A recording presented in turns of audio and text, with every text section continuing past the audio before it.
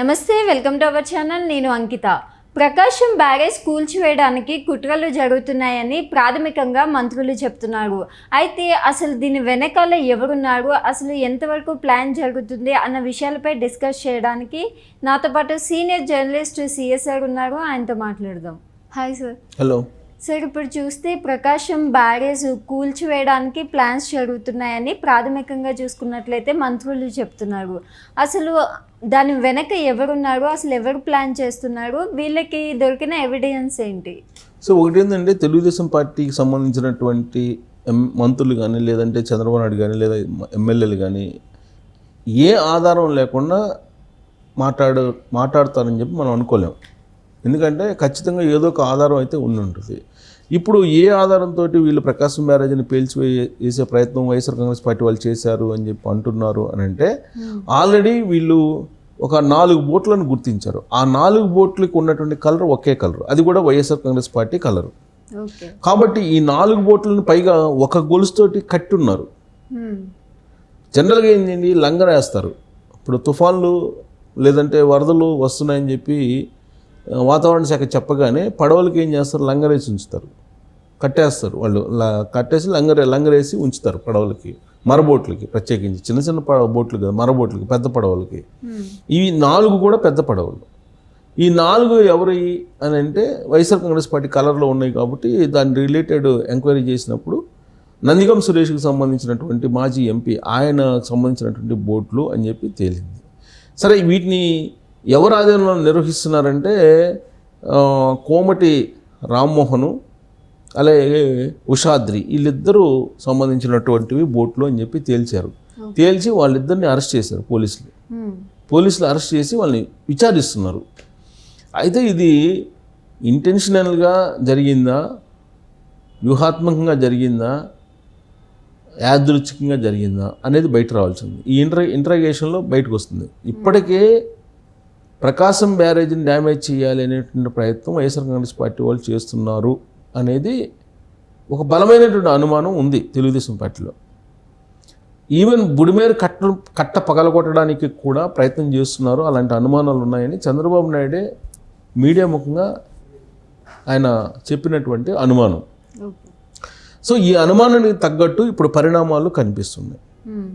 కృష్ణా బ్యారేజీలో కృష్ణాలో ఉధృతంగా వరద వచ్చింది. దాదాపు మునుపెన్నడూ లేని విధంగా 12 లక్షల క్యూసెక్లకు పైగా వరద వచ్చింది.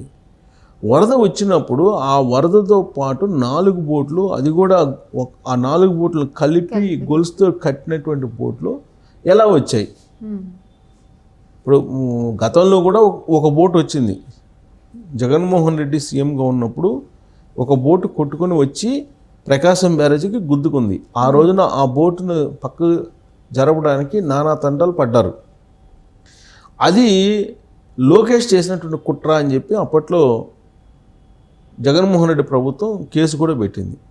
దాని ఎంక్వైరీ నడవాలి, దాని మీద ఎంక్వైరీ చేయాలని కూడా అప్పట్లోనే తెలుగుదేశం పార్టీ డిమాండ్ చేసింది. ఎందుకంటే లోకేష్ మీద ఆ రోజున అనుమానం వ్యక్తం చేశారు, అభియోగం మోపారు వైఎస్ఆర్ కాంగ్రెస్ పార్టీ వాళ్ళు.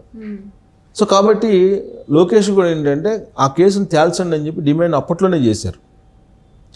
ఇప్పుడు 4 బోట్లు వచ్చింది ఒకేసారి. ఇప్పుడు వైఎస్ఆర్ కాంగ్రెస్ పార్టీ వాళ్ళు కలర్ కూడా అదే ఉంది కాబట్టి వీళ్ళ కుట్ర అనేటువంటి అనుమానానికి ఇప్పుడు ఇదొక పెనుబోతంలాగా మారింది. ఇది ఈ 4 బోట్లు కొట్టుకొని రావటం అనేది. సరే, ఈ 4 బోట్ల వెనక పైగా అది నందిగం సురేష్కి సంబంధించినటువంటి బోట్లు, ప్లస్ వైఎస్ఆర్ కాంగ్రెస్ పార్టీకి సంబంధించినటువంటి కోమటి రామ్మోహన్ అనే అతను గుడివాడ మాజీ ఎమ్మెల్యే కొడాలి నానికి దగ్గర బంధువు, ప్లస్ ఉషాద్రి అనే అతను కూడా అతని అనుచరుడు, వైఎస్ఆర్ కాంగ్రెస్ పార్టీ వాళ్ళకి సంబంధించినటువంటి వాళ్ళు అని చెప్పి అంటున్నారు. ఆల్రెడీ ఇప్పటికే తెలుగుదేశం పార్టీ కార్యాలయం మీద దాడి చేసినటువంటి కేసులో నందిగం సురేష్ అరెస్ట్ అయి ఉన్నాడు.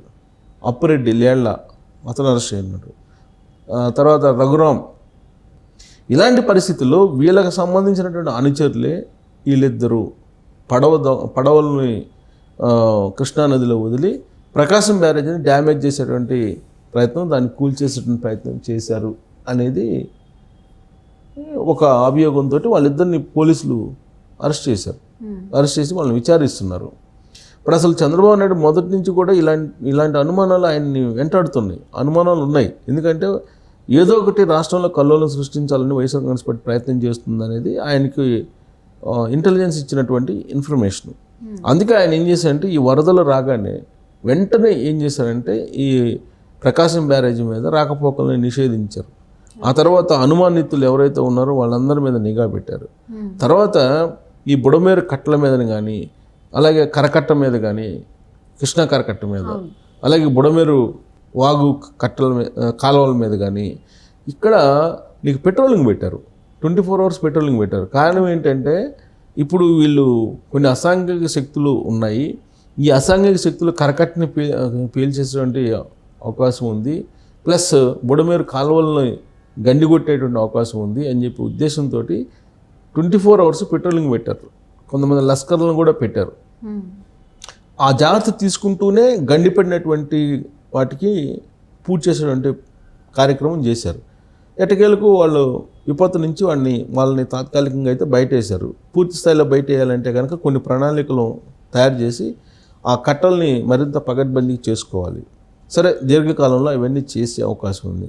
అయితే ఇప్పుడు ప్రకాశం బ్యారేజీ అనేది ఇంపార్టెంట్. ప్రకాశం బ్యారేజీలో గతంలో ఎప్పుడూ లేని విధంగా ఫ్లో వస్తుంది.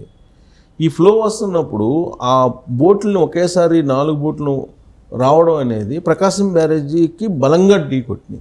దాంతో అక్కడ ఉండేటువంటి ప్రకాశం బ్యారేజీ బాగా డ్యామేజ్ అయింది. అక్కడ డ్యామేజ్ అయితే దాన్ని రిపేర్ చేసేటువంటి ప్రయత్నం చేస్తున్నారు. అలాగే సూయెజ్లో కొన్ని అవి కూడా కొన్ని దెబ్బతిన్నాయని ఇప్పుడు లేటెస్ట్గా కనుక్కున్నారు. మరి వాటిలో ఏం జరిగింది అనేది ఇంకా బయట రావట్లా. ఈ పడవలు వదిలి వాళ్ళ మీదనే అనుమానం వ్యక్తం చేస్తూ విచారణ చేస్తున్నారు. ఈ పక్కన ఉండేటువంటి వాటిని డ్యామేజ్ అయి ఉన్నాయి అని అంటున్నారు. ఆ డ్యామేజ్ చేసిన వాళ్ళు ఎవరు అనేది కూడా ఇప్పుడు బయట రావాలి. మొత్తం మీద ఈ ప్రకాశం బ్యారేజీ కూల్చివేయాలి, లేదంటే ప్రకాశం బ్యారేజీ ద్వారా మొత్తం ముంపు చేయాలి అనేటువంటి ఆలోచన, అలాంటి కుట్ర ఏదో జరిగింది అనేది అనుమానం. దాని మీద ఎంక్వైరీ అయితే నడుస్తుంది. బట్ ఇవన్నీ అనుమానాలే, ఇంకా ఫైనల్ కావాలి. ఇప్పుడు ఈ 4 బోట్లకు సంబంధించి క్లూ ఏంటంటే అది ఒకే కలర్ ఉంటాం, ఒకే కలర్లో 4 బోట్లు ఉంటాం. ఆ 4 బోట్లకు ఉన్నటువంటి ఒకే కలర్ కూడా వైఎస్ఆర్ కాంగ్రెస్ పార్టీ కలర్లు ఉంటాం. దీంతో విచారణ స్టార్ట్ చేస్తారు. స్టార్ట్ చేస్తే డొంక ఎక్కడికి వదిలింది?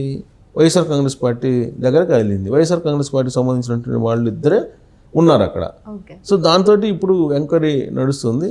సో ఎంక్వైరీలో కనుక మొత్తం ఫైనల్ అయితే కనుక ప్రకాశం బ్యారేజీ కూల్చివేతకు కుట్ర ఎవరు చేశారనేది బయటకు వచ్చేటువంటి అవకాశం ఉంది.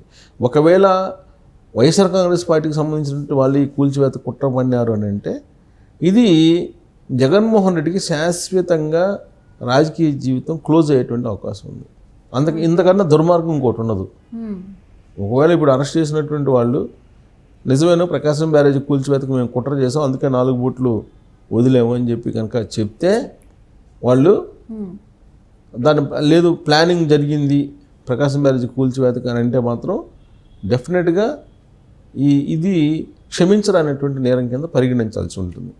Okay, thank you sir. Thank you.